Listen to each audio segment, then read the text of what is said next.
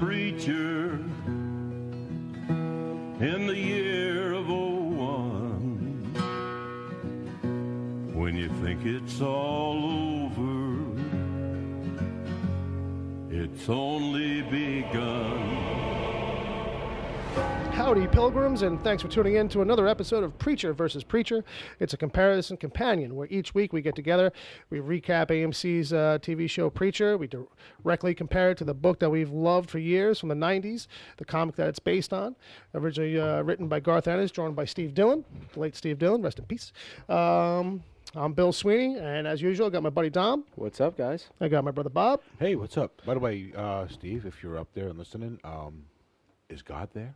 Yeah, shit. That would not be ironic if Steve walked in and said, we were onto something. And then on the Skype line, it's a familiar voice to this show, Agent Palmer. Howdy, pilgrims. Hey, how's it going, buddy? Thanks for joining us. Thanks for coming back. Thank you for having me. So we'll just keep it moving. I seem to be having a groove here. We'll keep rolling right into the official business. Agent Palmer, you can check out his blog, agentpalmer.com. It's easy to remember if you can remember his name, agentpalmer.com, and he writes up all kinds of nerdy pop culture and reviews and opinions and all kinds of cool stuff. Sometimes he does series of multiple articles and posts on a particular topic. You know, he does that kind of thing. Really cool stuff. You should check it out. Highly recommended, and not just because he's a friend, but you know, I actually like his shit. I don't know why. Maybe because I get to read some of it first before it goes out.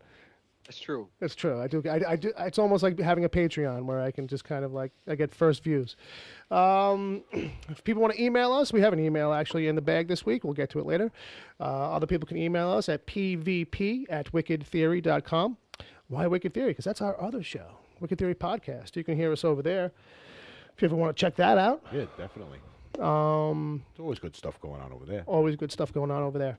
Lots of fun and dysfunction. Lots of fun, dysfunction, different people, different voices. Dom popped back up this week, which was cool. Mm-hmm. Occasionally we have surprise guests, right? We used to have Mumra. That's true. Mumra has appeared twice. That may happen again at some time. You never know. You never know.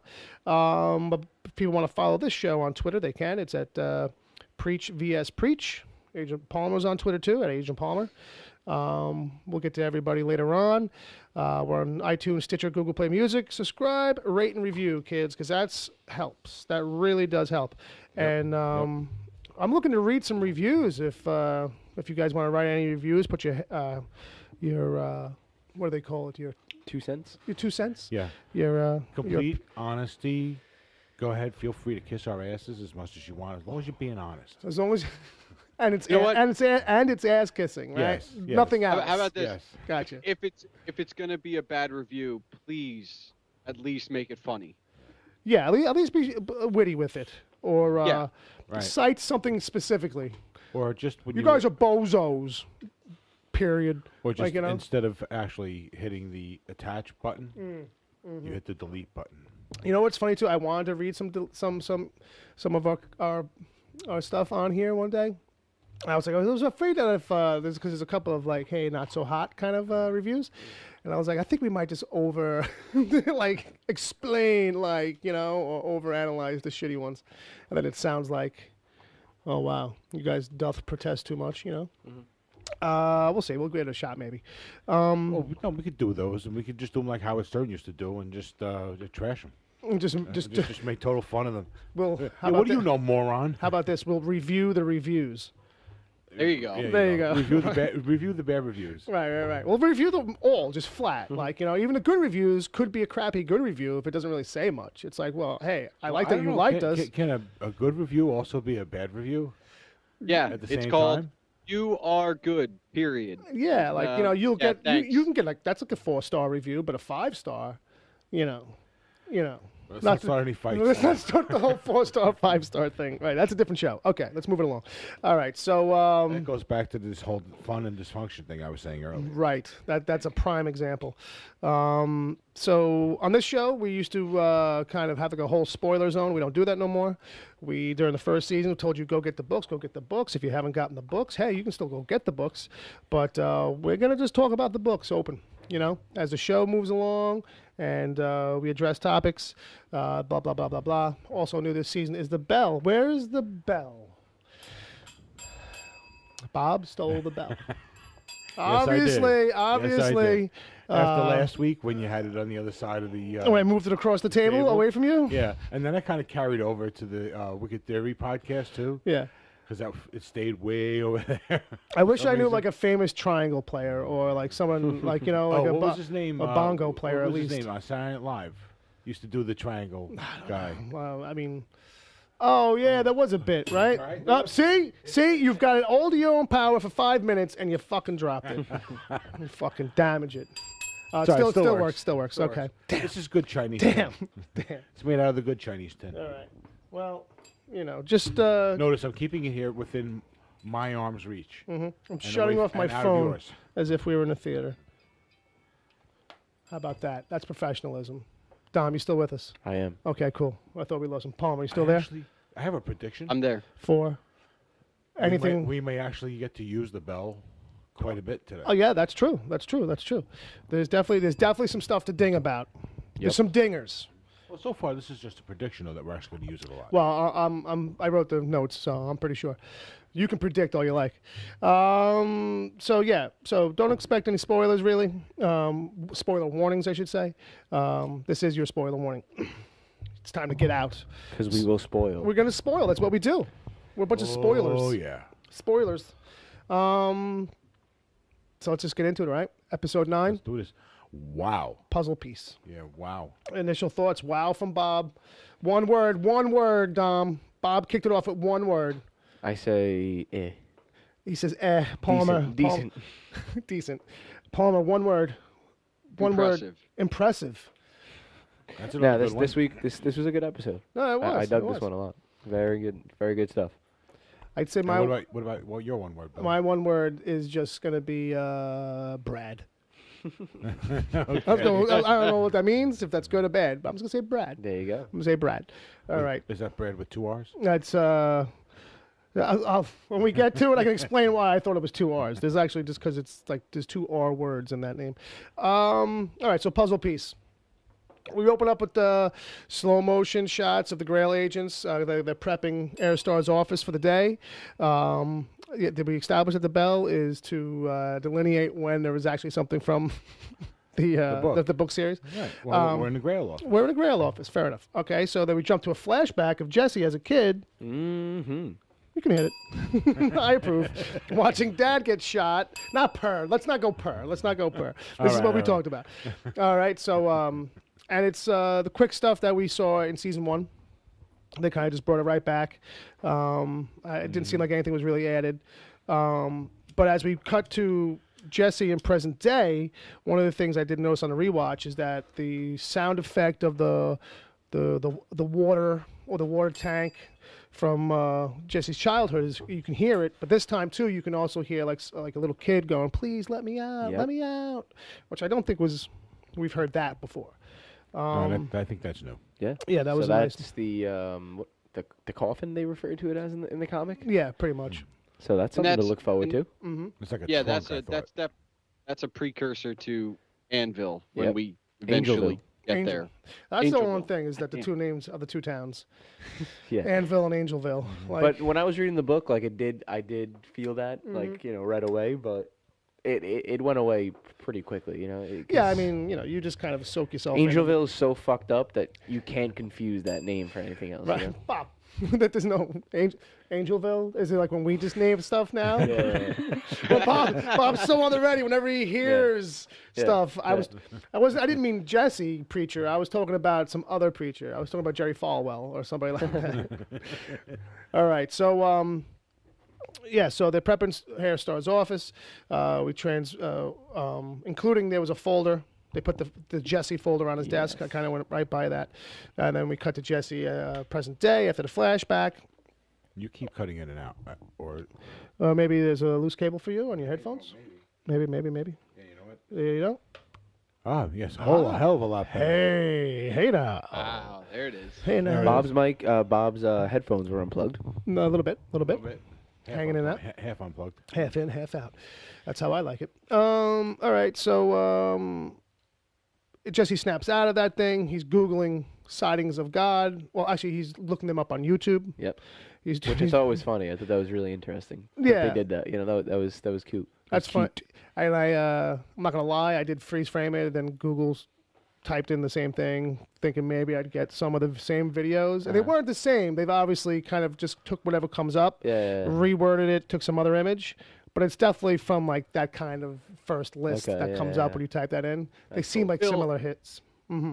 I thought of you during that scene because I was like, if anybody knows about YouTube rabbit holes, it's Bill. And I can't believe Jesse was like able to just get up. Well, that's what it is. That seems like a hole that when you go down, like it's days. Well, luckily for him, Cassidy comes in the room and basically, is there to kind of like be the distraction, and pulls him out of it. Because I don't know, I would have been distracted, but I guess it's old hat now to watch just Cassidy do things like pull out packets of blood from the freezer and cook them up, warm them up like sauce, like pasta sauce. Like, making a Sunday sauce. A little reduction, a little hot blood reduction. Yeah. Well, I want to see him put it on a stick and eat it like ice cream. Just make molds. Like, as a kid, you can put like anything in the ice cube tray. Yeah. He's got popsicle blood It's sticks. even better these days because now you got the silicone ice cream trays. Oh, forget it. Forget it. Ice You can cube make trays. I said ice cream. those two. Now I want to put ice cream in ice cube trays. Okay. So he says he's looking up those signs of God. All he finds really is some guy talking about his toast. Well, that's the only chance he gets. Cass enters, and he starts heating up those frozen blood packs. Dennis is feeling better, Cassidy says, which is our first hint towards the cliffhanger from last episode of, well, did he bite him or not? But he doesn't actually specifically mention anything about biting him. Jesse eventually kind of says, well, he gets into this kind of heated thing. We got to find God because someone's supposed to be in charge. Yep. It's typical kind of Jesse rant. Yeah. One thing I wanted to get up before you got too far away from it. Sure. Wouldn't it have been cool if from last week's Ender, Right. where Cassie's just like getting ready to like do the deed, Yeah. we come back and we find out that Dennis is dead.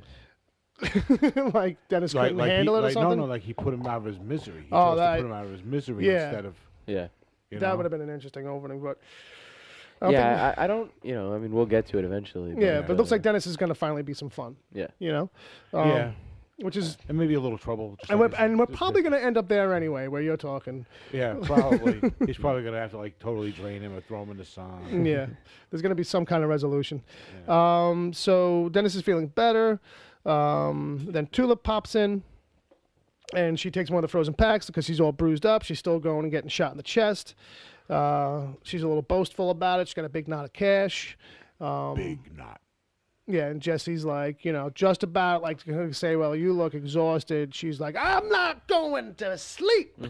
Does one of these things where she screams for almost no reason. Yep. But I let it slide in my head because I'm like, okay, she's supposed to be like on edge. And probably she's sleep deprived, 4 or 5 days now. Some kind of shit like that, Yeah, hey, if it was Now, going in real Bill, time, it would have been a week. Yeah, it's true. It's true. I want to interject because the last time I was on, we talked about them needing to start doing little jobs to make money. Yeah, that's true. They did kind of when they were on the run. I don't know how much that little ball of cash is worth, but that should at least cover them for a little bit, right? It looked like, it had to be several $100s, I'm going to presume. yeah. If it's Maybe 20s, a couple thousand, Yeah. maybe. Well, if it's 20s, it's about $1,000. Yeah. If yeah. it's 50s, it's $2-3 grand. Yeah, that's what I'm If saying. it's hundreds, it's five, 6. I got a grand. feeling it's mixed denominations, I'm going to say, since it's all scallywags. My point is we're probably not going to get them going from stealing car to car and all that stuff for a little while, at least. Yeah, they're not going to go too crazy, but it's at least a sign of some money coming in. Yep. Because that was a thing. Like every now and then they should kind of. In the book, you're like, what? Where are they getting this money from? Yeah. It's like one of those overlooked things on TV. Where does everybody go to the bathroom? Nobody ever goes to the bathroom. But on this show, we'll have plenty of opportunities, I'm sure. So she's not going to go to sleep, and Jesse's like, "Oh yes, you are," and just uses the word on her. And the interesting to note here is Cassidy looking over his shoulder and kind of making a face like, oh, that I see it. That's how it is. Okay, when you need something done, you'll use the power willy-nilly. But when, like, I ask, or in this one particular case. And so Jesse kind of sees that, and he's like, well, she was tired. And he's like, yeah, and just walks out of the room. Yeah. And so it adds this other layer now to their little kind of there's a lot of, although that's really, I think that's kind of petty on Cassidy's part, because what he was asking really wasn't something that he could have really done realistically with the power anyway. And I agree with you too. It's like I think it's like unpredictable in a way. Like, well, how am I gonna do it? What's gonna happen? Well, how's that gonna work? And but I mean, you know what? The other part of it is they don't actually know that Eugene's in hell. Right. Like we know. Well, like, as far as the literalness gone, of it, right. But he's gone is all they know. They don't know he's actually factually in hell. Yeah. Right. So sending Dennis to heaven, as the question was, like putting him out. Don't know where he'll end up. Right. As much as it could have been like, heal thyself. Like, you know what I mean? Or yeah, but like, Jesse knows that Eugene's in hell. Yeah, but we already know that Jesse can't heal anybody. He tried to do it to Tracy. Yeah, well, that's true. But she was already kind of blown out of her mind, so she might not have been able to get, like, that word, that message properly, maybe. I don't know. There's a lot of wiggle room on all this shit. That's the problem, too. She did. She kind of opened her eyes, right? He was like, "Open your eyes," right? Isn't that how it went? Something like that. Don't recall exactly. This show and its literalness, but they haven't been playing with the literalness as much as they did in season 1. So anyway, so Cassidy's not exactly happy with that, but then we jump to our buddy Air Star, our new best friend, with Featherstone and Hoover. They're watching. One for each. That's it. That's it. All right, I'm looking around for like a weapon or something I can throw out. Star, I'm only kidding. I haven't been annoying yet. I was gonna throw something soft. I was actually looking because I was like, no, that's too hard. That's a bottle. You know what I mean? So,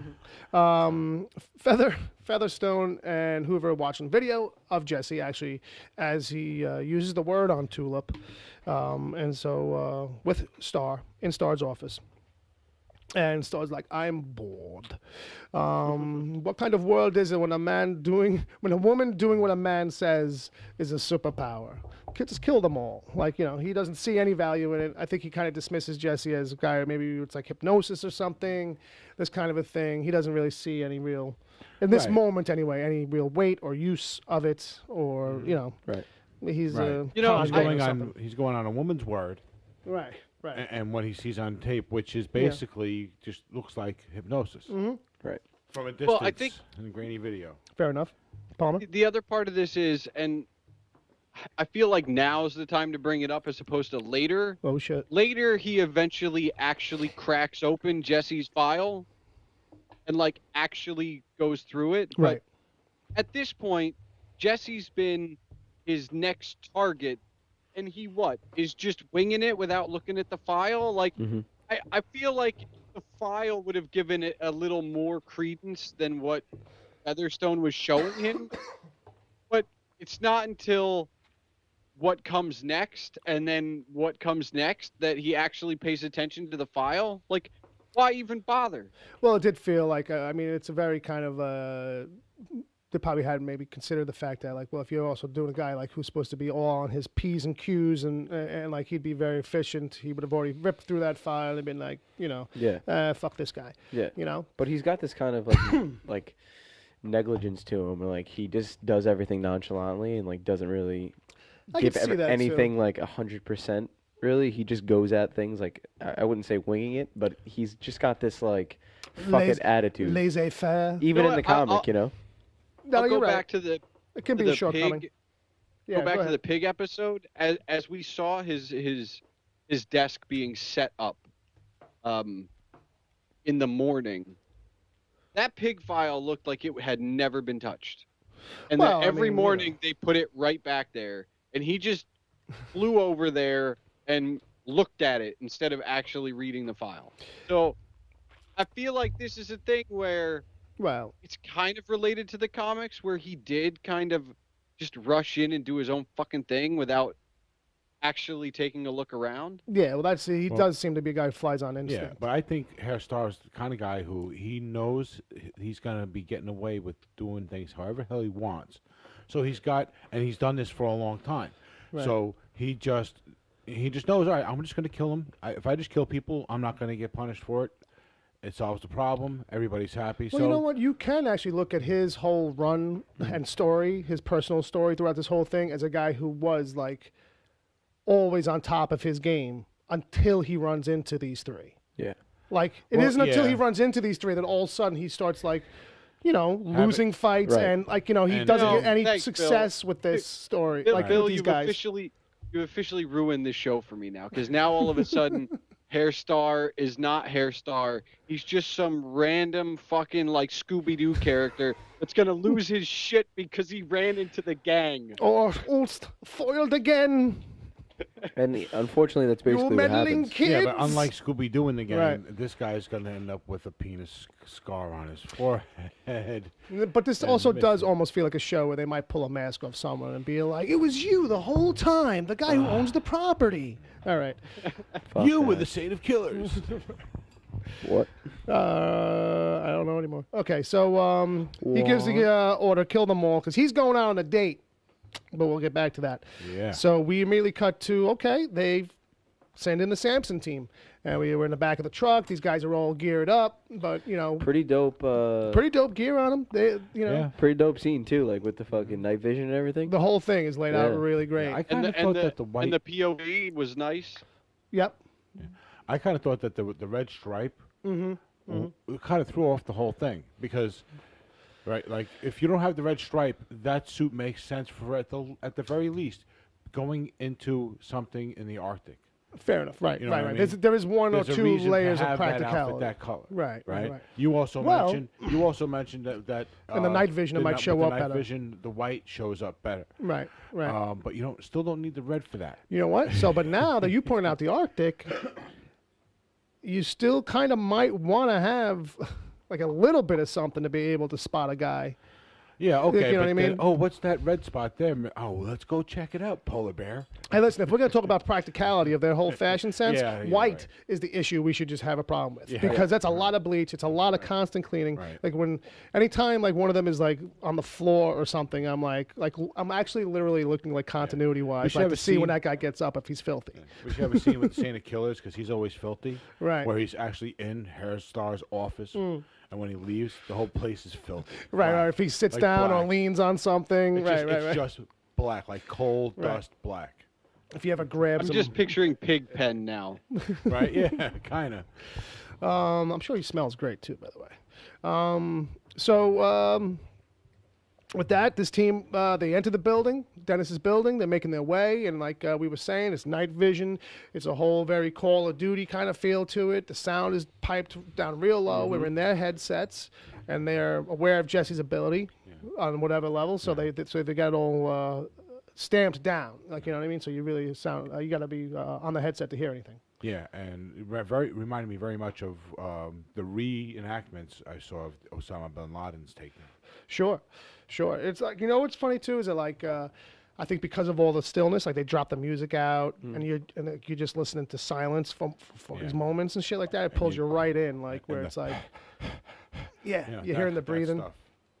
And Dom pointed out, but I noticed it too on the rewatch that they're actually cutting from all these different live feeds on each one of these guys. Up in the top corner, the name keeps changing.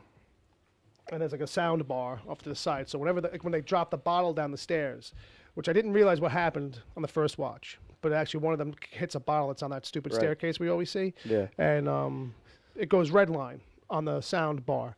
So it's like, it's supposed to be telegraphing to the audience what the setup is right here. Like, some cool camera stuff this cool week. Camera stuff. And it put me in, too. I mean, I was like a little tense right there. I was like, this is cool. This feels like a horror movie. Yes. More than like that horror movie shit did last week. Like,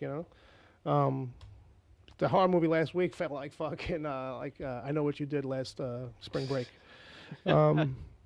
So with the Sanson team, they go inside, and then it goes crazy. Fucking Cassidy's right on top of these guys. He basically drops down from the ceiling. The team kind of splits up a little bit. The point man fucking starts going around to the rooms. He takes out Dennis, who was sleeping in his bed. He goes for Tulip, but Jesse comes out of nowhere, beats the shit out of him, rips the headset off, and then tells him via the word, "They'll kill your friends." Yes. And then that's basically what he does. The guy goes, kills his buddies, and then...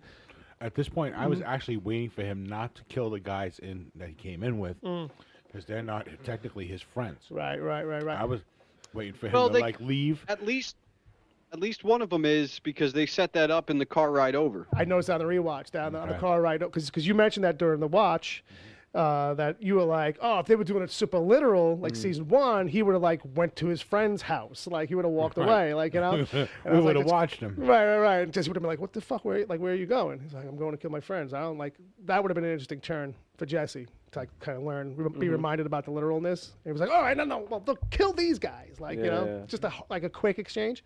But I lost track of what I was going to say next. But anyway. No, they established at least one friendship in the truck on the way over. They were like, I love you, man. I love you too, bro. Right before they got out of the truck. They fist bumped or something. Yeah. That's what I thought they were going to go for a little bit, that they might have had a secret gay thing, even though they were both all doing the prayer circle before they went in, especially then when he had the gun on him. I thought it was going to be like, come on, remember time I kissed your pee-pee or something like that. So there's one guy left, and just as Jesse's like, hey, about to ask him questions, out of nowhere, Dennis, the hot new vampire on the block, jumps out of nowhere and takes that guy down, and Dennis is obviously excited to be a vampire. And notice I did not hit the bell because Dennis is not from the book. There you go. Very good point. Fair enough. Yeah. All right, but back to Air Star on a date. Before we go any further, how do you guys feel about that?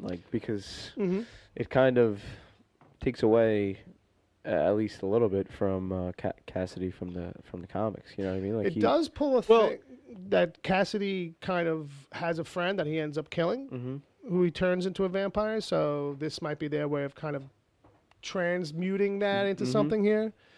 That's something from his history. Yeah. So. I'm cool with that in a sense. I'm glad that Dennis has a storyline, though, that plays out at this level, kind of, at least. Of course. Because, it could have just been this thing that was just like, hey, it's, my son who keeps talking French, and we're going to just go on with that bit or something. Well, you and I suspected, because the guy they got to play Dennis, he's a known actor. He's been around forever. Right. You're not going to get him and keep him for one episode. Yeah, to just, or just regulate him to being some kind of goof thing once or twice an episode. He gets 2 lines in French every week. What were you going to say, Palmer? I just feel like, I think you're right. They're going to pull it from the books, and he's going to be the one that dies. But I just kind of feel like it kind of undermines everything we've kind of set up for Cassidy, as far as it's twice he's dropped the bell. Just saying. There's no rule. There's no law. Just saying. He did say Cassidy when it hit the floor. Cassidy is from the book. Fair enough. No, I mean, but it undermines everything Cassidy from the television show has been setting up, as far as why he didn't want to bite Dennis.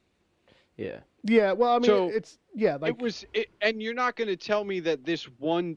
It was dire before, right? It didn't get any more dire. It wasn't like he's going to die in 30 seconds if I don't bite him. So for me, now I feel like, I don't know. Why are they doing this? I liked Cassidy before he bit Dennis. Now I'm not so sure. Well, maybe that's where they should have gotten a little bit more specific with what's going on with him, as opposed to saying he's just sick and coughing up blood. I think maybe if they said he's got massive tumors all over his lungs and he's got a couple of months to live. He gets a dire doctor's report when that doc shows up, but it's not really anything lengthy or super specific. It's he's not doing good. It's like, it's classic TV. Nick, it's the Dr. Nick report. Yeah. Hey, everybody, Dr. Nick. Hi, everybody. I'm Dr. Nick. Fucking Simpsons. But I think you're right. I think it's a thing where maybe, it's a thing where it does kind of they were just building up to this with all his no for 4 episodes. Yeah. So I don't blame you for feeling like maybe that's a little retread or whatever the fuck you're saying. I mean that in the nicest way, by the way. So Air Star's on his date, and It's an interesting, typical Air Star date. I feel like Bob can give it like a half bell because he goes on a couple of dates throughout the series. There's one in the flashback, I think, and I think there's one somewhere else in the main run. I think this one or at the very least, he's got interactions with women, and so. I think this one might be not word for word or anything, but like influenced. Oh yeah. By one of them specifically, because I think there's a one where he actually gets the girl to stand up and take her top off at dinner. It's quite possible. But I don't know. Yeah. You know what I mean? I didn't have time today to kind of riff through the books over there. Right. But and, I mean, I did read it twice, but it didn't come to me immediately. Yeah. So.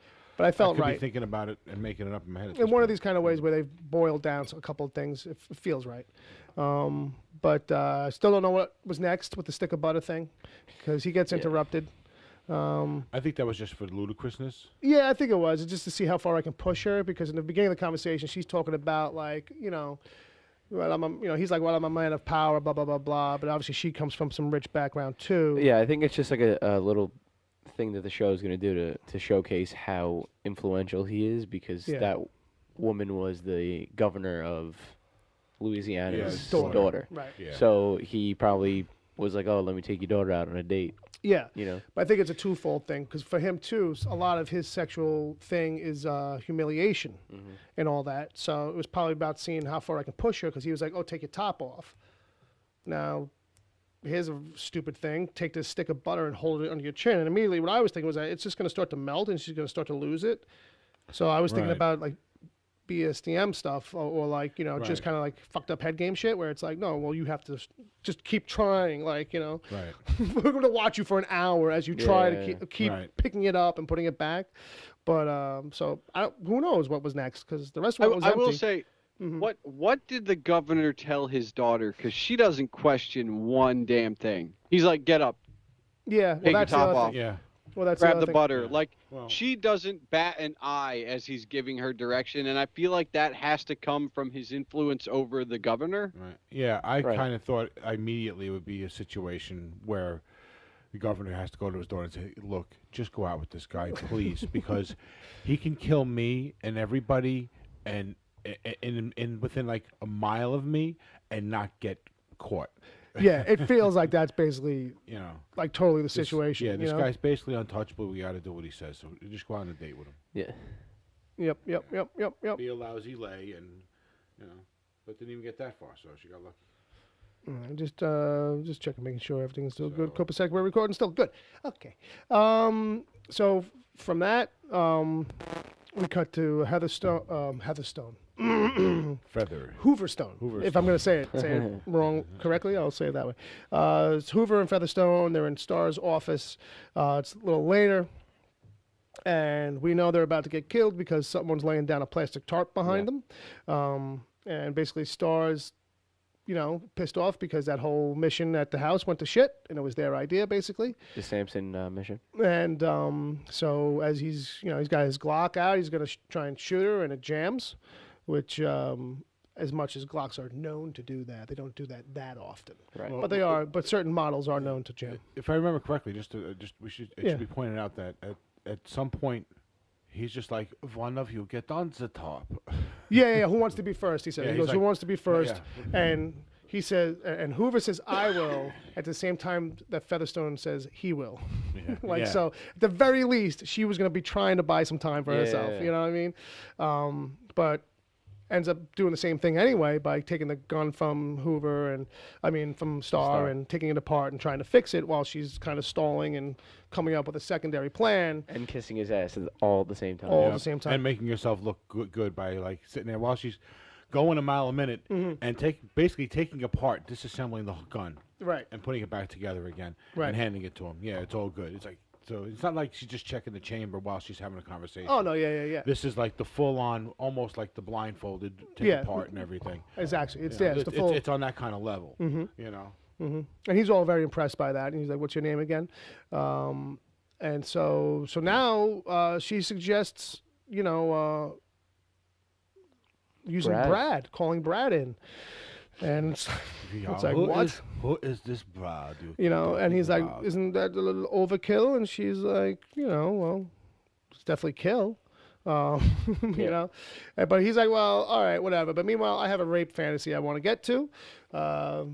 Featherstone for seconds, like, oh, like I could help out with that. He's like, not you. Which is a wink to the comic, Bob, because she's in love with him. Yes, I would say that's about. I would say that's one of the more bell-worthy things we've had today. Yeah, and you know, turns out that like they're definitely going for a thing where it's like, you know, that's still the thing. Like just because they've kind of made her a more assertive or aggressive kind of a character, more of a badass than she is in the book, that whole unrequited kind of obsession with him a little bit is still there. It's building, but it looks like it's gonna build. Yeah. And while we're at it, Hoover does kind of talk to her in the same way, because he's got unrequited love for Featherstone, and that's from the books too. Fair enough. That's true. He does say it at some point. Right as the scene starts, he actually turns to her and he's like, "I love you," and she's like, "Shut up." And as hair starts coming in. Because he thinks he's about to die. Yeah, right. Yeah, right. I didn't even think of that. That's obviously what, you know. He's like, well, I love you. So he's got a rape fantasy, not her. He needs a professional, and so then Featherstone kind of maneuvers this whole conversation into she'll handle Brad, and then Hoover will acquire a professional. You know, so it's the whole rape thing. No means yes. Again, trying to make herself look good and giving Hoover the menial task. Right. Yeah, exactly. Which is a tough call for a guy like that. Like, which one is the more menial task? Like, you know what I mean? Cleaning up this mess or making sure he's going to have a good time? If I get him a really good whore, yeah, that's what I mean. He might give me a promotion. Right, exactly. You know, work to your benefit, I would think. So then we go back to Dennis's place. Tulip is waking up finally. She goes to the bathroom just so we can get a little reminder about the Saint Killer's guns being in there underneath the tile. She walks out and sees all this chaos that when she was sleeping, she slept right. She slept right through it all.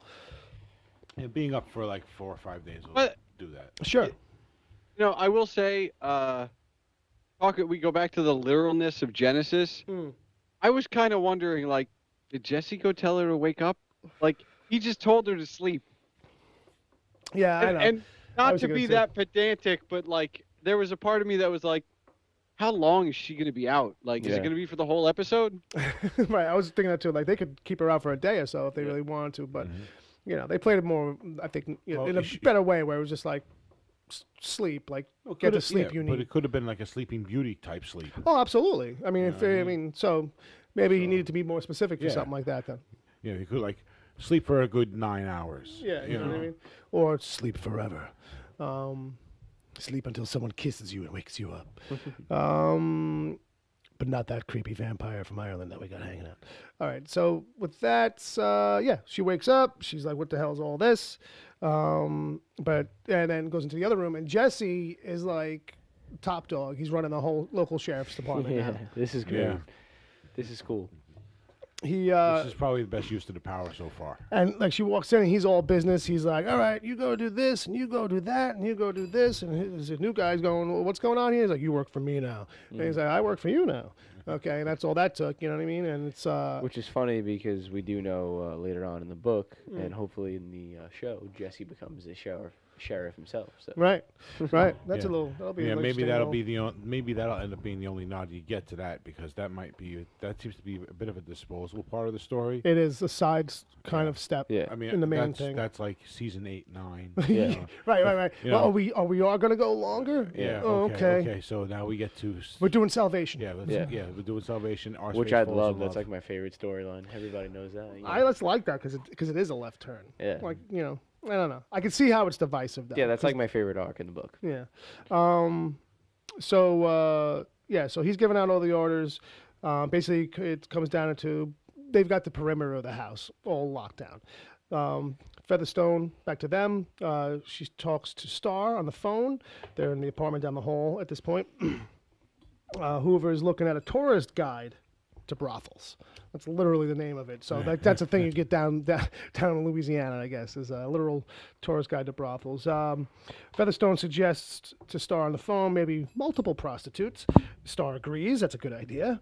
There you go. As Star They get off the phone. Star is fussing around the computer. Eventually, this stupid kitten, do you like cats? Pop-up window ad thing starts popping up. You can never close it. I guess the Grail can't afford ad blocker. I don't know. It's exactly. And then, so with that, he actually opens up the video they were watching earlier, rewatches some of it, of the, what's going on in the apartment with Jesse and Cass talking about what we saw earlier. Without God, there's chaos and this kind of thing. So Star's like, yeah, maybe that's true. He opens up Jesse's file finally, and we see a photo of the Angelville house. Yep. All these clipped up articles. Time we saw it. Yeah. So there you go. So we get this whole section of his history in the folder. So they've gone back. Right. Yeah. He's been on their radar. Yeah, he's either and they've dug up this other stuff. Family's been on the radar or something. I wasn't hip enough to actually pause it and try to read the articles. I'm sure someone out there is doing it because there's a lot of documents too that he's flipping through. One was a macaroni and cheese recipe. I believe it. But one of them is like grandma's mac and cheese. 10-year-old local preacher gets killed. 10-year-old son gets abducted. Yeah. Yeah, sure. Definitely a bill on that. And then really. There's an article about last season. Local preacher says he's going to bring down God. There's also a couple of photos, stuff like that. Later on, we'll see that he's reading a brochure from Angelville. So with that, he's just looking through the article, all that stuff. We go back to Cassidy. He's making Dennis a nice hot cup of blood. He says, "Thanks, Papa." He's saying that a lot now. Don't play with that. He's suddenly very happy. He's become very, very happy. Yeah, He's gone from being miserable fucker. I think if you went from being like feeling like an old dude to suddenly having energy, just in general. I will say, Bill, we kind of skipped over that. During the assault, he's fucking playing tunes. No, that's later. Oh, is it? Yeah. Mixing them. Yeah, because they weren't telegraphing the kick at that point. But now it's all out in the bag. So basically, Cassie's making him the hot cup of blood. Jesse and Cass end up having a little bit of talk. Cass is missing the liver and some intestine, basically, but he's got his medicine, his blood, so he's good. And then Cass basically hints that maybe you should go check on Tulip. Jesse and Tulip have a little bit of a talk about the old days, trying to kind of shake her out of like this funk, reminding her that she's been in the funk probably before. She gets a little teary-eyed, and then Jesse basically is just offered like, you can sit this one out because he's expecting more bad guys to come, and she's basically sucks it all up, and she's like, no, fuck that, I need a gun. Which I knew exactly where this was going. Sure, as soon as you said it, right? She goes down the hall to her new buddy's house, new buddy's apartment, and it's Featherstone. And she gets right in her gear. She gets right in her makeup and stuff. Quick like the Flash. Yep. Although it is in the background, you can see it's like sitting right there at the ready. So after Featherstone gives it to her and she leaves, Hoover's like, well, why'd you give her a gun? She's like, well, a gun ain't going to stop Brad.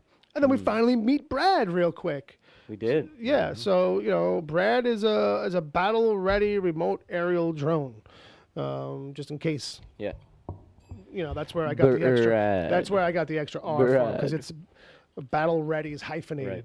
Right. So when you make the anagram, you actually don't use the extra R. Right. Destroyed Harry Connick Jr. Something. Oh, poor Harry.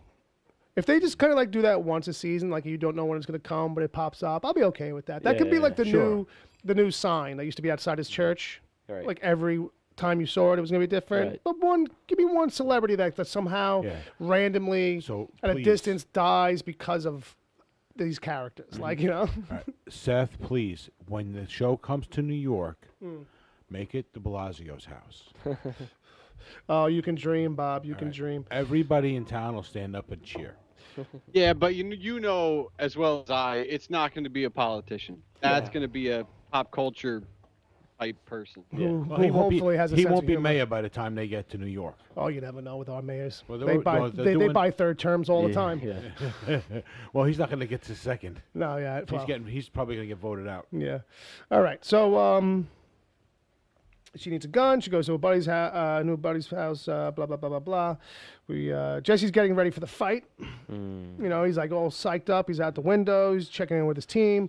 Then the cleaner arrives. Weird motherfucker. Yeah. So this is like one of these things where it's like, oh, is this guy gonna be trouble? Is this Brad? Maybe. Is this Brad? Maybe. Who's Brad? Yeah. Who's Brad? Because we don't, you know, because actually, right? Because I set that up. You're right. So we're supposed to be thinking that's Brad. Yeah. Like we don't find out the drone really. Yeah. I jumped ahead. Look what I did. I threw it all off. All right. So Dennis is cranking his music. This is the part where Dennis is cranking his music, Palmer. He's got it going. He's, you know, I don't even know. It's some concerto or some shit. He's so happy. He's spinning around. He's like a teenager. He's got a blood rush going. Yeah. He's in a blood fever. A little blood high. And then there's another misdirect. As a drunk local comes up on the cops. Was that a Barack Obama mask? I think it was. I couldn't tell. It was like, you know, I think it was because I was telling you I was watching some other. I was watching AfterBuzz. Right. And they had Julie Ann Emery, who plays Featherstone on. Yep. Which I recommend anybody who's listening who wants to kind of like go check that out. It was really worth it. It was really good. I've been meaning to. But anyway, that's what they were calling it anyway. So I'm gonna say okay. All right. But anyway, so that guy rolls up. There's a fight. Jesse thinks this is it because he can't really see what's going on. So he's like, come on. As he goes to the stairs, he hears a gunshot back in the apartment. So you kind of think, oh, that was Brad. He shot somebody. But you come in, and it's just Tulip shot him because that guy was suspicious as fuck. He was. Because if you were watching what he was doing, that dude didn't know how to clean anything. You know what I mean? He's just basically jumping around the room. 1 second he's doing a cabinet, next he's doing a stove, and he's just like smearing it around. Yeah. So they wanted this guy to be, you know, suspect as hell. You know. Right. Looked like a low rate Martin Freeman. Right. From Fargo. So with that, we cut to the aerial drone is on its way, and its name is Brad. Featherstone and Hoover have this quick exchange. You know, she's willing to sacrifice for the greater good, and then you know she looks away. His face is like, yeah, not me, not so much. Then we cut to Air Star, who's reading from the Angelville brochure, "The Magic of the Bayou." He meets his professional dates. It's all dudes. Surprise. Whoopsies. Bob's poised at the bell. So gotta be ready for these moments. You never know. You never know. So turns out he's like, no. And they're like, no means yes. Here we go, boys. And they basically spin him around. They start stooping him. Give him the old stooping. And it kind of fades to black. First of many mistakes by Hoover. Right. And yes. Which is from the book. Which is totally within character. Yep. And the anal sex is from the book. Fair enough. And so what I liked was that, like, as they spin him around, they fade to black, like they're going to change the scene. And they don't. They just, like, you thought, oh, we weren't going to show you anything more from this. But then let's, like, the underside angle of his face as he's, like, getting rammed and getting closer and further. Like, you know what I mean? Yeah. And his face is getting closer and closer to the files on the desk. Right. So he has a revelation. Jesse is the missing puzzle piece. Yep. And, you know, this harkens back to the dinner date where she was talking about, you know, missing puzzle piece in your life or this kind of thing, you know, these things you're working on, you know, this kind of stuff. So, you know, not exactly sure what made that final connection in his brain, but basically this aligns with the book where Air Star's plan changes and it becomes Jesse should be the Messiah. Right. Because I can use him, I can manipulate him, and his power is pretty strong, you know. Right. And I was thinking it might have been because when I was watching on the rewatch and, like, they show you, like, from his angle of the folder and it's moving, like, his vision is moving over it, like, all you can really kind of make out is the JC. Yeah. And we always, that's the, like, in joke with it is like, oh, JC, Jesus Christ. Right. Like, you know what I mean? So maybe that was enough to kind of make him think of, oh, he should be the Messiah. I don't know, but or maybe that's at least a tie-in that yeah. So hit it, Palmer. Hit it, Palmer. Did anybody else think that one of those professionals could have been the sex detectives? No. Yeah. Well, I thought that was the replacement for the sex detectives. That was the version, the closest we were going to get. Right. There is a hot second where it's like, what's up with these guys? They keep calling them professionals. Yeah. You know what I mean? Right. So I think that's the hint that's supposed to be the sex detectives. Right. I feel like, that's something we're going to get there to some degree, I think, because it just seems like that's now. I think we're going to see them again, and someone's going to go, oh, you guys are sex detectives. No, I don't think we're going to see it. The fact that they gave that guy a line of dialogue at all, I was surprised. But I guess they kind of had to make the scene work. But no, I could see if they come back and they're the professionals once or two more times, then they're the fucking sex detectives. That's a totally different thing. I don't know. I just don't want to see these guys again. Well, we're not going to get the sex detectives. We're going but this will be what the closest to get. Yeah, I think we're going to get something closer to that. We'll get into it in a couple of minutes because we're going to talk about the preview for next week too. Mm-hmm. But I feel like if that's the kind of thing that goes right, we might get more or at least better versions of things as we go further into the whole. I saw the lead-in for next week with you. So let's wrap this up because we're almost done here. Yeah. So we cut real quick to the drone. It's launching its rocket. Feather and Hootherstone. That's going to happen. That's going to keep happening. I'm just going to say it now. That's going to be the bit for the rest of the season. I'm not even trying. Feather and Hootherstone. Hootherstone? Oh, my God. Don't set me up. It'll happen on its own. So the kitten pop-up window ad thing comes back. And fiercely at the most opportune times. So Featherstone decides we're gonna redirect it because Air Stars cancel the mission. I've had the revelation. And we'll just fucking blow up Harry Connick Jr.'s house because who likes that guy? Right. A lot of moms and housewives maybe, I think, because he's got a midday show, right? Doesn't he have a talk show nowadays? I think he does, yeah. Isn't he like the male version of Ellen at this point? He was on American Idol for a while, too. That's true. Several seasons, actually. So, and at first I was like, oh, it's just his house. You know what I mean? But then eventually, because Jesse ends up at a bar, we hear over the TV, just to let you know, Harry Connick Jr. dead at fucking, 42. Yeah. Imagine if he was 42.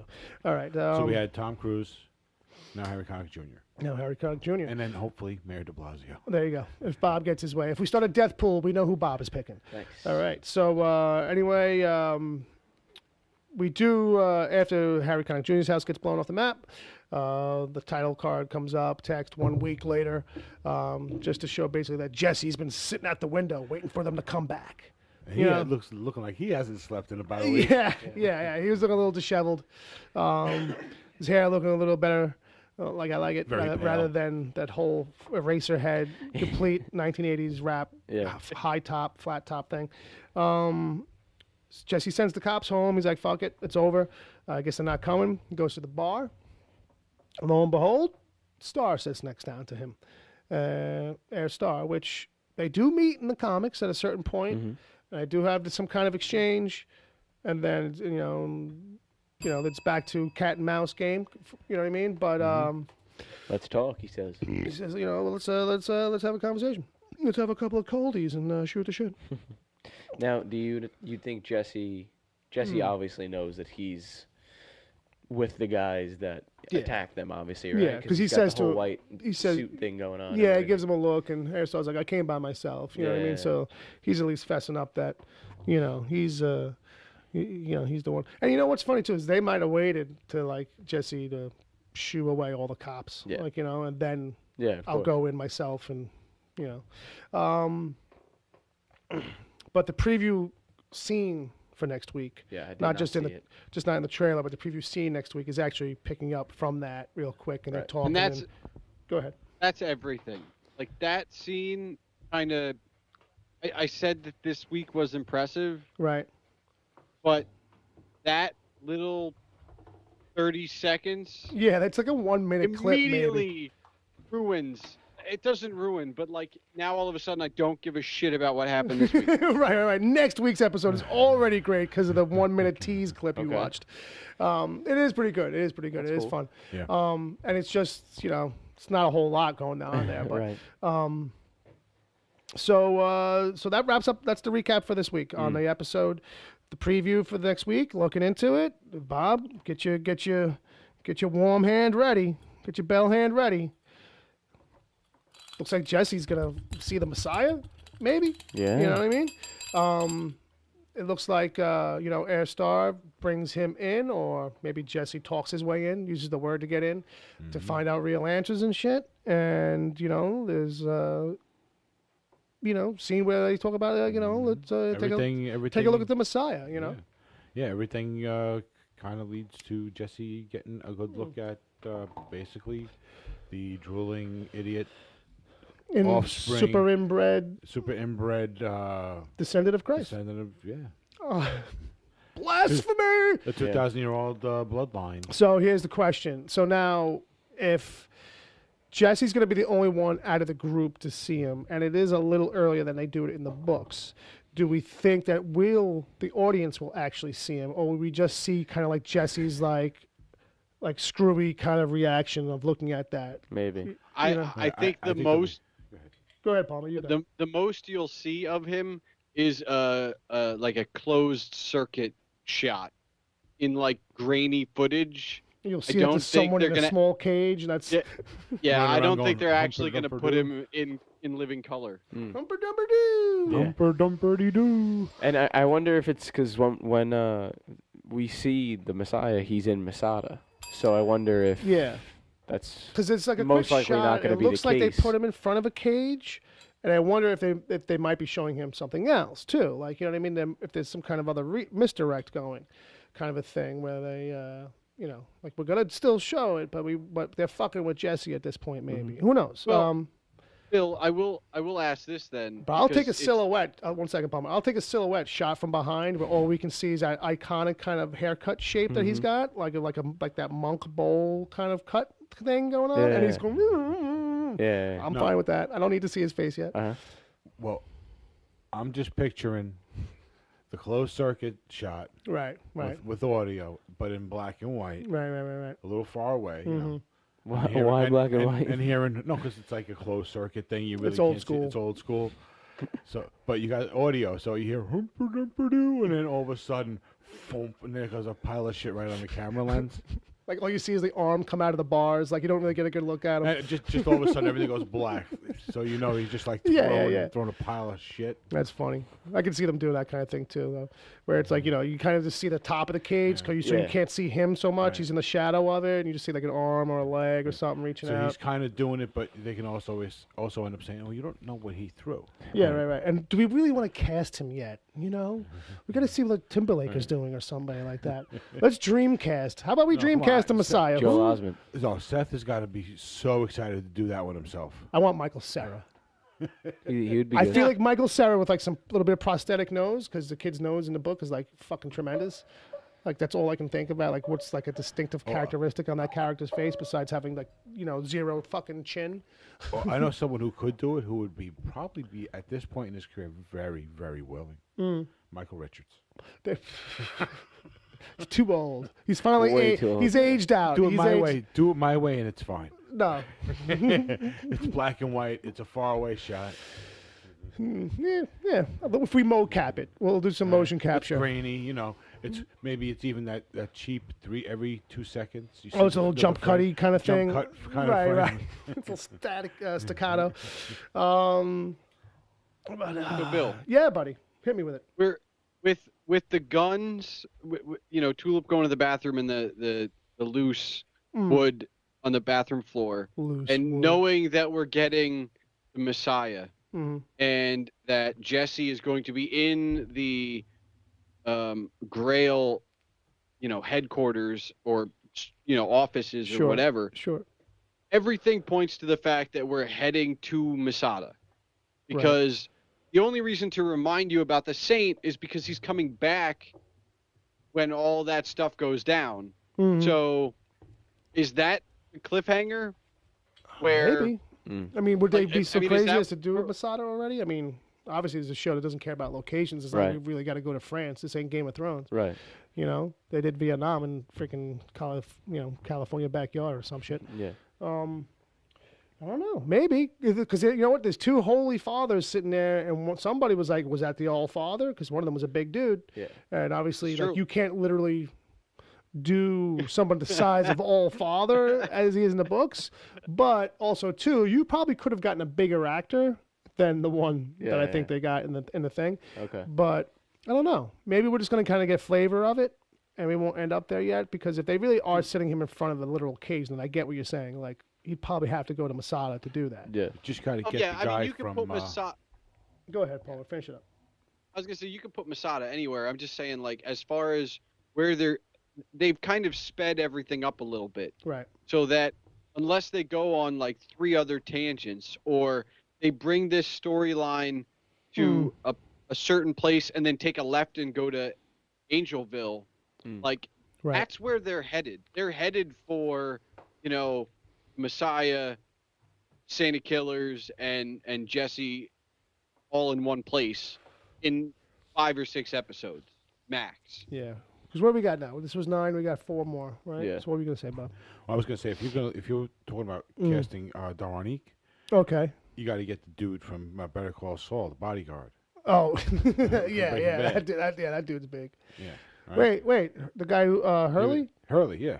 He passed away actually. Oh. Yeah, he passed away, and that's like a thing for them on Better Call Saul. It's like what to do because he's like an established character at a certain point that should pop up there in the timeline. And he's popped up. Yeah, so I think they've either recast that dude already, somebody else is actually playing him, or like that's the plan. I forget.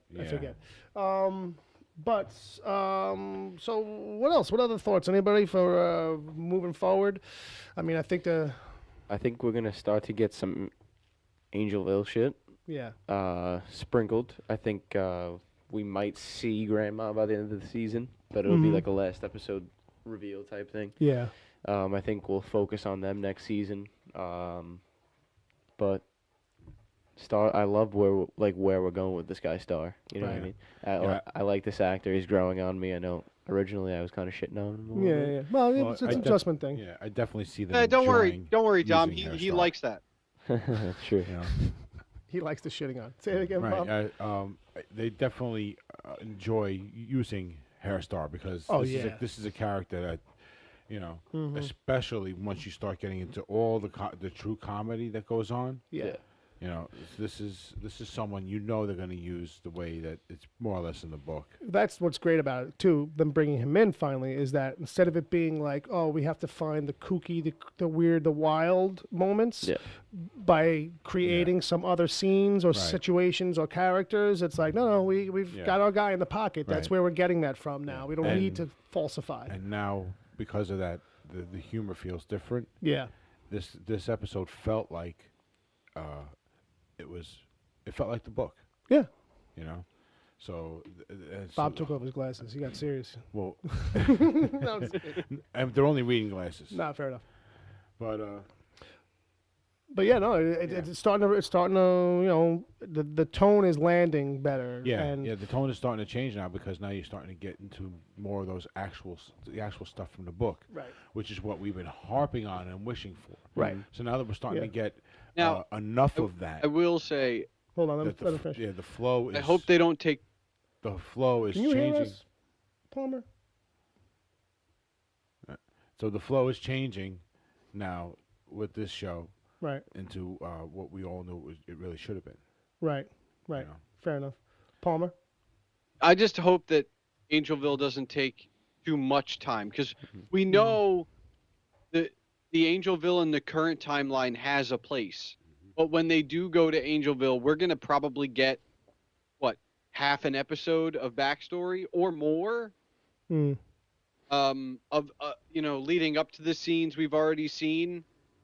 And perhaps even, his mom and dad meeting, because all of that is taking place in one spot in the books. Yeah, it is. It does add up to a decent run in the book. I just don't want it to take too much time because then it takes away from everything they're building right now. Yeah. I think what we're going to end up getting with Angelville is the last couple episodes of this season. Right. Maybe 3. Mm-hmm. And we're probably going to get about 5. Yeah. Five to maybe half of next season. Mm-hmm. And then things are going to start to change and lead into the next. Yeah. You know what I mean? That seems to be the. Yeah, it seems to be the MO is what is as the run for that season comes towards an end, they start gearing up to leave. And move on. Start setting up the next season and the next big chapter kind of thing, and phasing in whatever's going on next. But I think that's the thing. It's like, how do they want to stretch that all out? Because Palmer's got a good point. Like, there's a decent amount of material. They could make that solidly between flashback and present day stuff. We're going to get about 10 episodes of that, though. Yeah. So over the 2 seasons. So I think that's plenty, and I think we're going to get. Yeah. I don't think the backstory needs more than 2 episodes. Yeah. Well, here's the thing too. Like, does it even need that much? Because the way they've handled it so far is like flashbacks that give you just what you need. I mean, that's TV for you too. It's all about time and compressing stuff and giving you just like, get in late and leave early kind of a thing for scenes. And you can also give it in bits as you reach certain key points in the current story. Mm-hmm. You can always do those little flashback moments, whether they're several minutes long or just several seconds long. I mean, I always love a show that takes a break and has like an episode that's like doesn't even show you the main cast. It's just a flashback, and it's like the entire episode is like, and for this case, like Jesse and his mom trying to live at that house or whatever, and we catch all the others. Like, you know what I mean? I love when shows do that. Not enough shows do it, but I like it. Right. I mean, I think that's like right around the corner in some shape or fashion. I mean, they've hinted at it enough where it's like if you were a person who doesn't know the book, you're probably like, okay, but what the fuck is Angelville? Like, what the hell is that?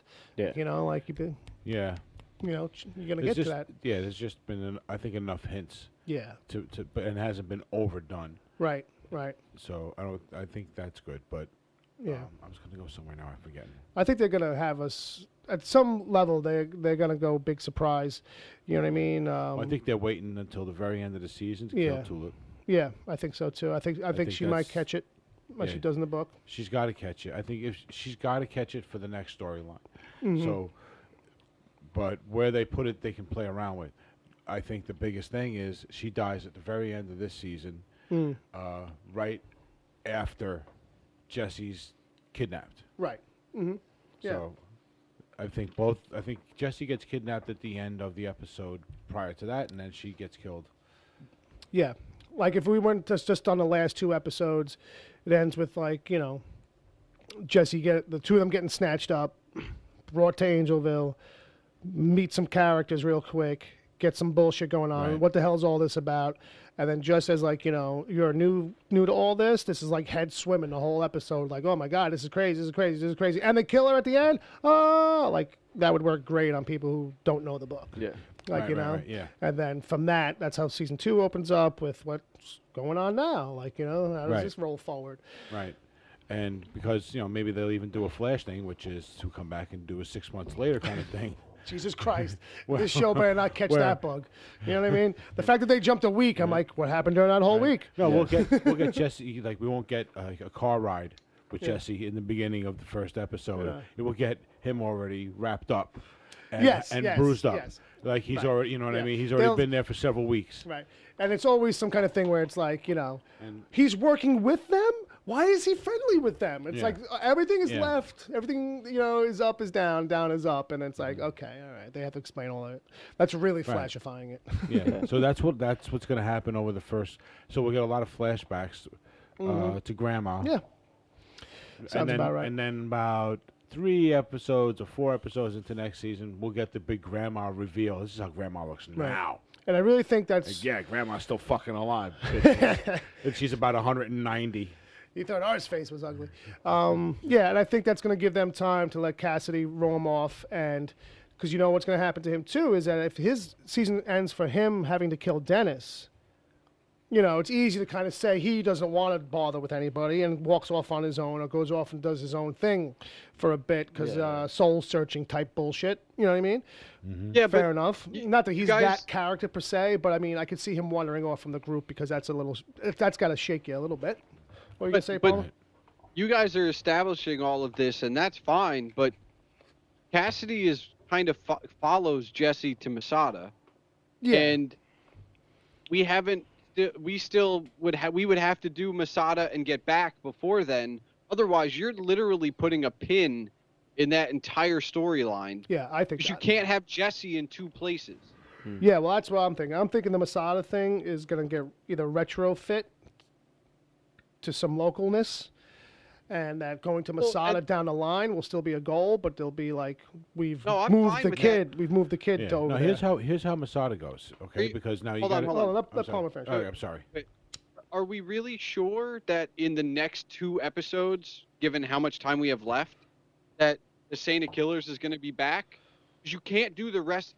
Whether they I don't care where they put Masada. I mean, at this point, it's just Jesse's going. He'll be stranded, and he's going to need the Saint kill his way out. Like, we need the Saint to come back in the next 2 episodes if that's going to happen. Well, he's coming back. You didn't see that thing get blown up over on Harry Connick's house? This is what I was going to get to. Yeah, I was trying to say it too. Like last night during the show, before they say it was Harry Connick's, that's what I thought that was happening. Like behind Tulip, it crashes. I'm like, that's how Saint the Killers is going to get out because he's going to land in the swamp. Yeah. You know what I mean? Yeah, Harry Connick's a very rich man. He might have a swamp house. He's got no. He's just got his house is so big, his property is so big because down there you got big pieces of property. He was within the blast radius. He's got a piece of swamp.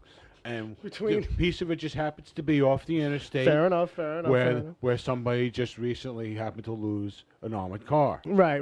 I got you. But within the blast radius. Within the blast radius. So Santa Kills on one side, Harry Connick Jr. house on the other. Yeah, Shockwave lets him loose. Yeah, I think you guys are going a little too crazy on this. That was a city. That was no, because that was a cityscape out the window, and Jesse was nowhere near a city when he dumped. Well, fair enough. On he was definitely not near a city, but I kind of felt like it went so off in the distance. I wasn't sure, but in the end, it was Harry Connick's house. Yeah. How many rich people live in the city? How many rich people that live in the swamp besides how many rich people movie do you characters? know? Louisiana. He's from Louisiana. That's where he grew up. Palmer's question was better. How many rich people you know? Yeah. Period. One maybe, but that's because I work for him. All right. So with that, like looking ahead a little bit more, Arseface, we know he's going to get out. I mean, we're going to catch up with him probably a little bit before the end of the season. I'm going to stick to my guns on. I think it's a fair assumption that Hitler and him are going to try and break out, but I don't think Hitler's going to make it. A lot of people are like, oh, if Hitler comes to the top surface. I see this on Twitter. Like, if Hitler makes it up to the top surface, they could do this, they could do that with him, and then I'm like, I think that's where they draw the line as far as using Hitler. Yeah. I think it's going to be like he doesn't get out of hell. Like, Yeah. If he gets out of hell, like he gets killed like within 2 seconds of getting out of hell. Right. The one thing I want to know about Hitler is why hasn't he become Mo? All right. Why didn't they? Is this a Three Stooges reference? Yes, because think about it. Because he's a tough guy in prison. Right. He's got to have his 2 lunkheads. Yeah. Well, they do go over it a little bit. Why he's no good. No. I know, but I totally see the 2 of them trying to get out together, and then Arseface, he's like, dude, sorry man, you're freaking Hitler. Yeah. And pushing him down back in the hole, closing the trap door on his head, basically. Yeah, I kind of see that too. Either like of his own like clarity or just some other crazy shit happens. I might be too nice a freaking guy, but that's because I'm a nice guy. Then I'm putting you down in a hole. Yeah. I'm doing everybody else a favor. Is he getting out before the end of this season? Yeah. Yeah, I think that's going to be a cliffhanger for his storyline. Is him like coming up out of the dirt on some level. Yeah. So does that mean? So what that means is if they do fast forward at all for the beginning of season 2, the first shot in season 2 can be a guy with a black helmet on a motorbike. I was just thinking that's where you were going. No, yeah. I mean, they could do that. Where you just like some guy on the road. Like, who's that guy? You could spend like 4 episodes being like, "Where's Arseface? Where's Arseface?" And it's like you just once in a while. Who the fuck's this guy? You just once in a while see some helmeted guy on the highway. Like, you know what I mean? And the mainstream fans will be like, "I don't get it. I will say. They got to use the Geico music. The guy I really, music? really. Going out in the country. That from the motorcycle insurance commercial. Gotcha. I will say, I expect, because it's not even remotely untastable compared to everything else we've seen already, I expect the shootout at the diner, as it is in the comics, to be our reintroduction to Arseface. No, point for point. I wouldn't put it past them on some level. I think that's it's what we've always thought about every single aspect of the book, though. You know what I mean? It's always been. I don't see why you wouldn't just do it straight like that. Just obviously change a couple things and modernize it, and but every other thing is like what. But I'll tell you what, though, at the very least, enjoying the changes they do make, because those are the kinds of things we expected. Like, the Samson team should be a crack commando looking, door kicking unit. You know what I mean? But on the same note, dudes in white suits who come jumping out of trucks, 12 at a time. Right. Should be able to kick one man's ass. Yeah. I don't care who that man is. And not for nothing, to Bob's point, no matter how many times I hear in the bonus features on the site, that it's supposed to kind of be a thing where it just goes to show you how bad of a badass Jesse is. Yeah. You know what I mean? It's like, okay, well, whatever. But it's not an effortless fight. No, fair enough. It should be, if he's a badass, it should be an effortless fight. They kind of set it to music, and he's just laughing the whole time. I think if he was if he was a little bit more John Wick, he would come off just as kung fu guy.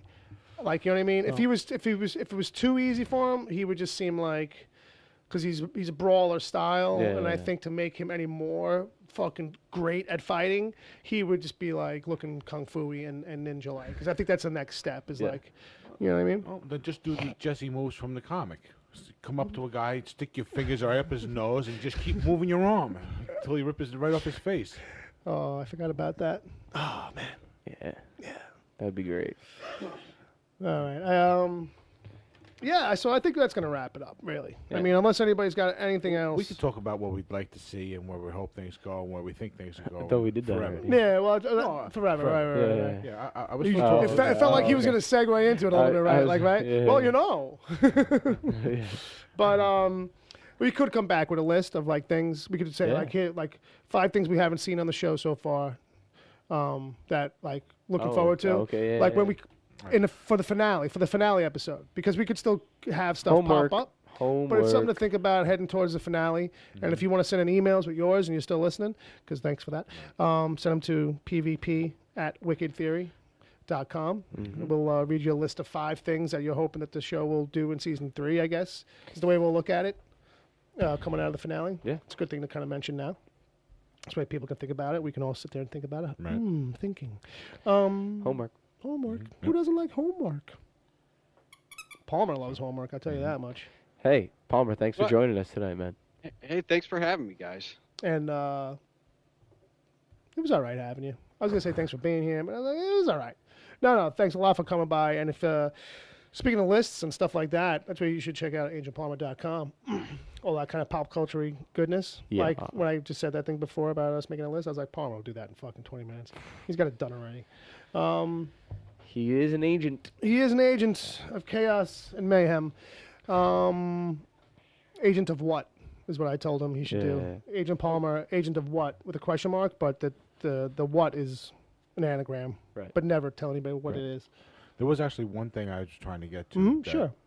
When we were talking about Masada and all that. Right. One thing I wanted to get to was that I thought that the explosion from Brad was going to release the Saint of Killers, like I said, and then he was going to end up at Dennis's place. Right. Looking for the guys because that's where Jesse was. While Jesse is on a plane to Masada. Right. And then Jesse will be prompted to use it to prove that he's got the power, and then before the end of the episode or the next episode, we'll have them meet in the desert at Masada. So that could be over a 2-episode arc. It's a lot to jam in there. It's a lot to jam in there. Not the way they do things. Yeah, I'm also thinking about the way this show does things, and I'm like, they got other shit to fuck. They still got to wrap up Arseface, Cassidy, and bring Tulip around. Well, we got Five. Five. Don't get me wrong. Crazy shit can happen. 5 episodes. How many storylines? We got at least 5 storylines. Yeah, don't get me wrong. Like, go. it's possible. But I'm saying is, like, would they take on that? I think next week, because it is about stuff that happened at Masada, like, that's what that scene seems to entail. Stuff that we saw happen at Masada, right? Like him getting, like him seeing the Messiah and getting, like, the download, like, of what's really going on. Yeah. That stuff happened at Masada, right? So if we're getting that stuff transposed into next week's episode, right? How many episodes are there? We're gonna have to come out the other end of next week's with a better understanding of, are we ever gonna see Masada? You know what I mean? What is it? Because if they do 13, integral stuff, then they never have to go there. Right. But yeah, 13 episodes season. So we got 4. 4. Not 5. Okay. 5, 4, 3, 2, 1. All right. Not a math show. What? Not a math show. No, never on this network. Did I just call it a network? Kind of is. The Wicked Theory Podcast Network. I hate the sound of it, though. Need some other word besides network. Squeaky Network. Squeaky Network. I thought it was Wicked Theory Studios. It is. I'm thinking about Wicked Theory Media Wicked now. Theory LLC. I'm thinking about Wicked Theory Media Enterprises LLC Incorporated. All right, so Hyper Global Megacorp. There you go. Super Happy Fun Corp. I think that's from The Simpsons. All right, thanks for joining us. Are we done? Are we out of steam? Yeah. Yep. At Bob WTPC. Dom, where can I get you? You can find me on Twitter at Dom_Tory. That's TORRE. Whoa. And you can find Agent Palmer on Twitter also at Agent Palmer. You can find me at Wicked Theory. You can find our shows at wickedtheory.com and on iTunes, Google, Stitcher. And Mixler every Saturday night at 7 o'clock. At 7 p.m. Eastern Standard Time. Yep. Live. Sign up, join up, follow us. You'll get the notifications in your email. You won't even have to worry about it. When you're on the Mixler. And we have a Patreon, so if you would be so kind to help us out on that, support the show, you can get some extras. We do some Patreon exclusive episodes. The mugs are available. That's a little high end. But they're good mugs. They're good mugs. Palmer's got one. Yeah. I almost forgot the email. There was an email. We did have an email. There was an email. What's email? I remember email. It's that electronic stuff, right? Yeah. Electronic mail. So yeah, Brian Hughes, kids. Wow. Oh, Brian Hughes. Our buddy from Scotland. How are you, Brian? He says, howdy, Pilgrims. Long time no see. Pilgrims. Good man. Clever. I see what you did there.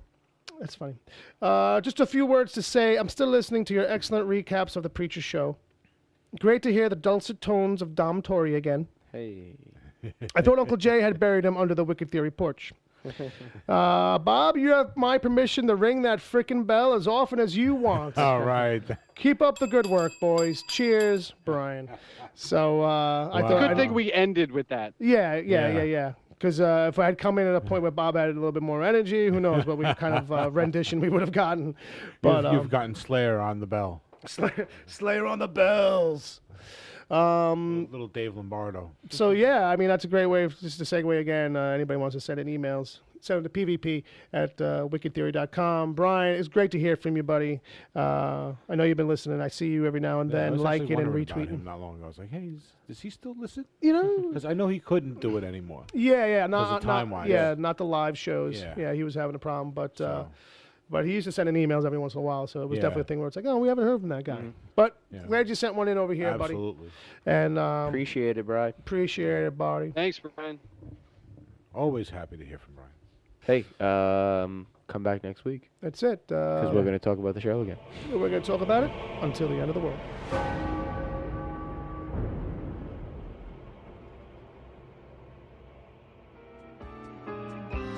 The Wicked Theory podcast is heard live every Saturday at 7 p.m. Eastern until whenever. Just go to mixler.com/wicked-theory. Mixler is MIXLR. Sign up to join the chat. Then click the follow button to get reminders whenever the show goes live.